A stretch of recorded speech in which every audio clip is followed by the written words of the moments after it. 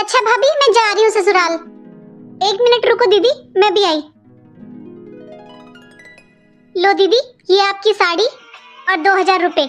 आप अपनी पसंद से एक सूट ले लेना। ठीक है भाभी, अब मैं चलती हूँ। अंजलि, क्या दिया तेरी भाभी ने तुझे विदा में? क्या देंगी मम्मी वो? वही हमेशा की तरह एक सड़ी सी साड़ी और 200 रुपए। अरे मुझे पता था, इसकी तो नियत ही खराब है। ये ले तू 5000 रुपए, अपनी पसंद के कपड़े ले लेना। पापा, मैं जा रही हूँ ससुराल। अच्छा बेटा, बेटा तूने कुछ ले लिया? तेरी मम्मी ने, भाई ने तुझे कुछ दिया है?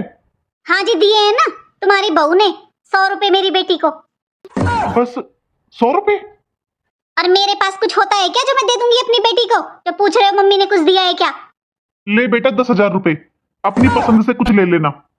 ठीक है पापा, अब मैं चलती हूँ।